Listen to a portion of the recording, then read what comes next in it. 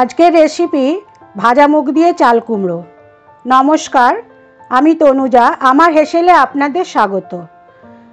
চাল কুমড়ো বানানোর জন্য প্রথমে একটা চাল কুমড়োর হাফ নিয়ে নিয়েছি। পুরোটা করব না, হাফ করব। হাফ দিয়ে অন্য আবার রেসিপি একটা করব। চাল কুমড়োর খোসাটা ছাড়িয়ে নিলাম। চাল কুমড়োটা কিভাবে কাটছি ভালো করে লক্ষ্য করবেন।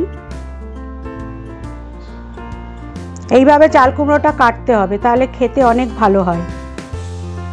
চাল কুমড়োর পুষ্টিগুণ অনন্য।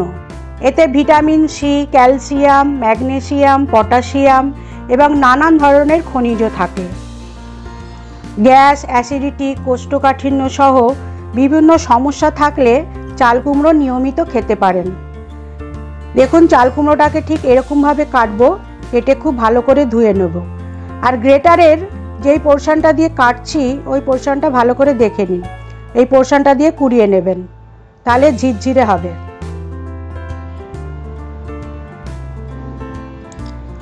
চাল কুমড়োটা কাটা হয়ে গেছে। এবারে 3 চামচের মতো মুগ ডাল শুকনো তাওয়াতে ভেজে নেব। যতক্ষণ না ভাজা গন্ধ বেরোচ্ছে ততক্ষণ অবধি ভাজতে হবে। ডালটা আর ধোবো না, তাই একটা শুকনো কাপড়ের মধ্যে ভালো করে ঘষে এর ধুলোগুলো পরিষ্কার করে নিলাম। একটা কড়াতে তেল দিলাম। তেলটা গরম হলে 5 ফোড়ন দিলাম 1 চামচ, শুকনো লঙ্কা এবং 2টো কাঁচা লঙ্কা আর তেজপাতা 2টো ফোড়ন দিলাম।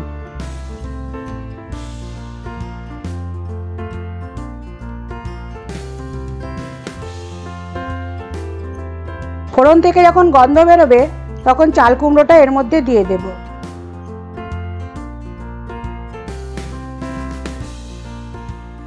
শরীরের ক্লান্তি দূর করতে এবং শরীর ঠান্ডা রাখতে চাল কুমড়োর জুড়ি নেই। ভালো করে মিশিয়ে নিলাম চাল কুমড়োটা। 1 চামচ হলুদ গুঁড়ো এবং পরিমাণ মতো নুন দিলাম। আর কোনো মশলা কিন্তু এখানে লাগবে না, শুধু নুন আর হলুদ। এতেই দেখবেন কত টেস্ট হচ্ছে। নুন হলুদ দিয়ে খুব ভালো করে মিশিয়ে গ্যাসের ফ্লেমটা বাড়িয়ে দেব। আর একটা ঢাকা দিয়ে জল শুকোনো অবধি অপেক্ষা করব। যতক্ষণ না জল শুকোচ্ছে ততক্ষণ গ্যাসের ফ্লেমটা কিন্তু বাড়ানোই থাকবে।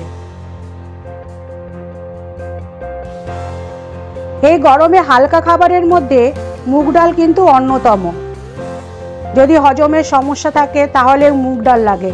তাহলে বুঝতে পারছেন, হজমের সমস্যা থাকলে মুগ ডাল আর চাল কুমড়ো যদি একসঙ্গে খান তাহলে কতটা উপকারে আসে।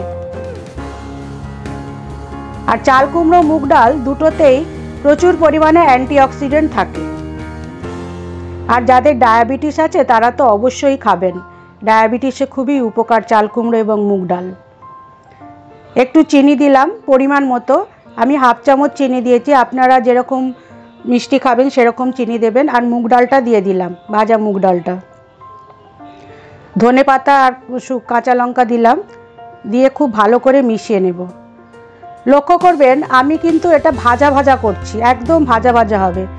কড়ার গায়ে যতক্ষণ উঠে আসবে, তেল বেরিয়ে আসবে, ততক্ষণ অবধি আমি কিন্তু এটা বানাবো।